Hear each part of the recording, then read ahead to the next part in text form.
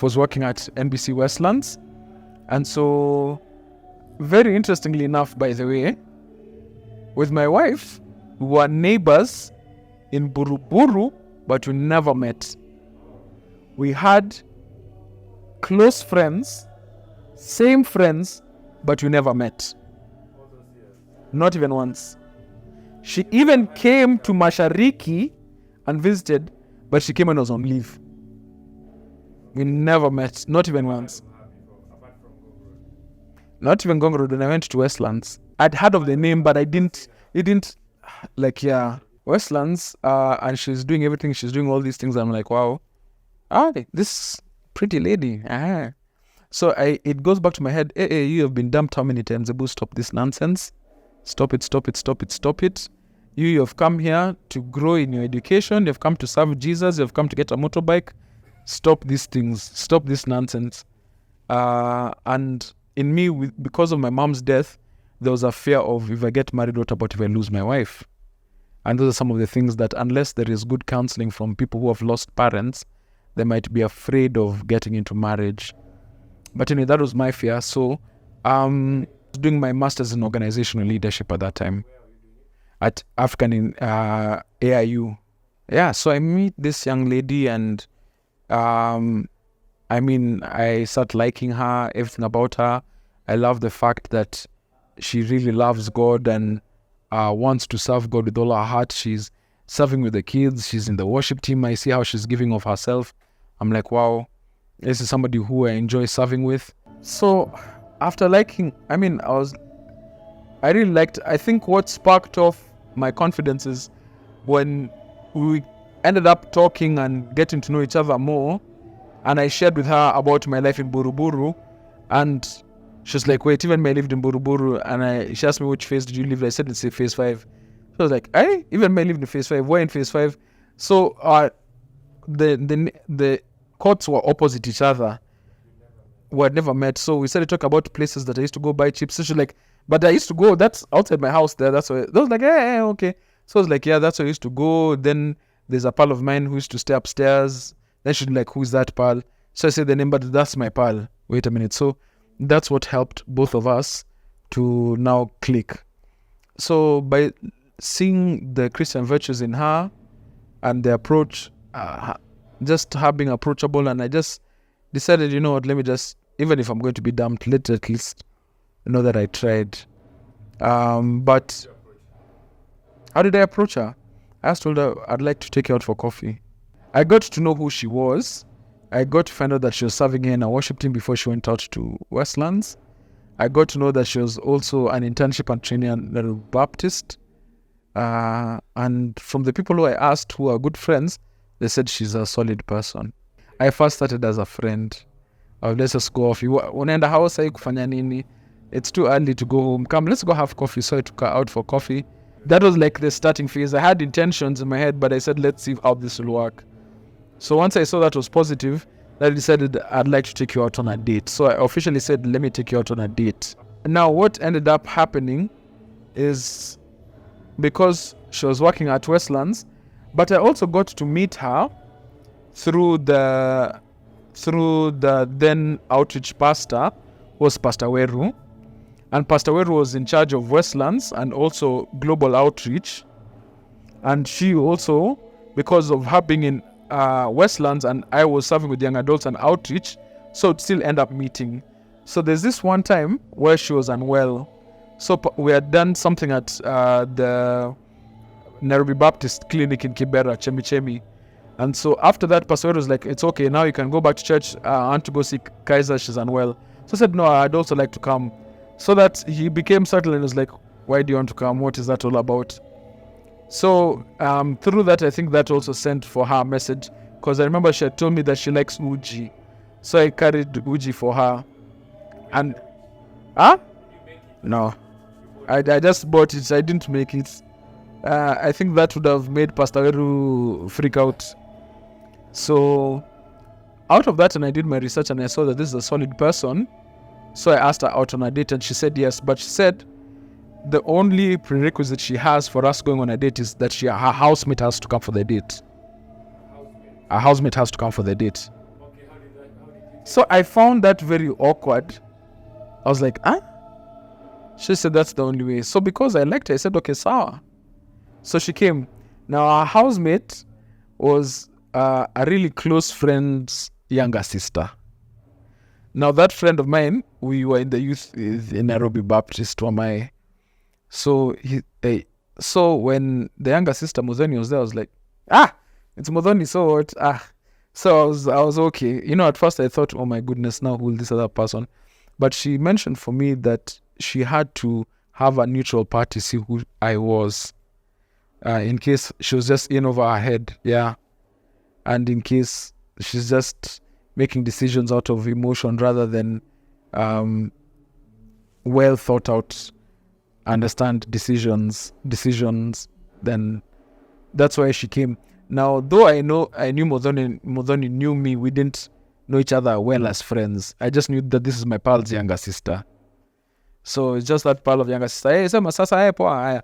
Then that story ends there. So the first date, where was it? Our first date, can I remember where it was? I think it was at Java. So ilikuanga kahawa. So I was 3 of us hapo kwa meza. So they're sitting. So it was kind of awkward. It's like, it's either it's a date or are we going out as pals for lunch where we can talk about other things. Yeah, and so in the date, she asked me, why have you asked me out? What are your intentions? And the friend is there. So it's very awkward. I'm like, hey. So she said, I hope you know me if I'm ever to go. And I'm not saying yes. This is the direction that I'll head out to, and this is what has to be for me. If you're not ready to go there, don't waste your time. I said, if you don't have a relationship with God, just know that the answer is no. You might be a pastor, but you don't have a relationship with God. You might be just doing this for money or for prestige or for whatever. Because some preach the gospel out of envy, some for their own profit. So she said, if I sense there's no relationship with God with you, I'm out. Okay, tukijua. So she laid the intentions very clearly on the table. I was planning for a date for one person. I ended up paying for 2 people. I tell you, bana, boy child manenos.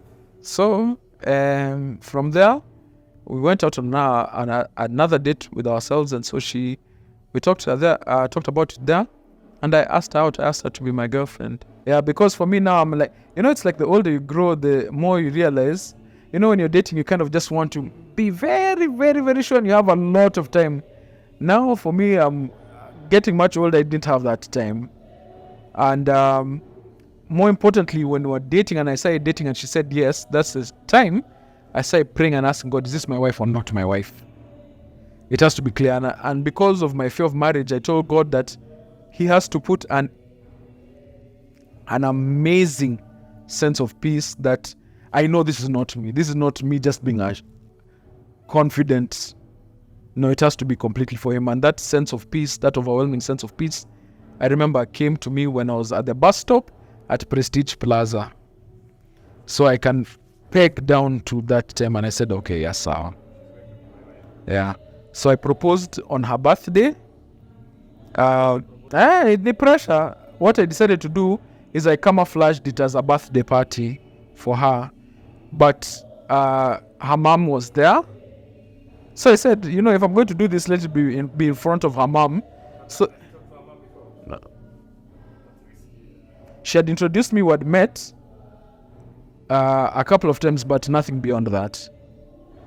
So her friends who were in a Bible study, and had the party. Then after that, I had mentioned to one of the friends that I'm going to propose on that date. So afterward, cut the cake and everything. I just went beside her and I said, there's something I need to share with you. So she's like, what? So I removed the ring from my pocket, I knelt down and I said, would you be my wife? And that's how it was. So I said, I'm going to do it transparently in front of her mother, in front of everybody. So that if I'm rejected before everybody, or if I'm accepted.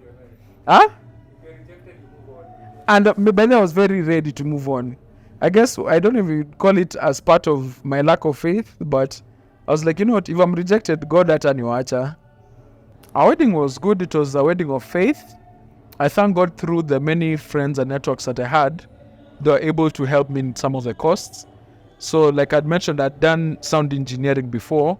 So there's a company that I had sought to form with some friends, and we got some equipment and stuff. So they did my sound.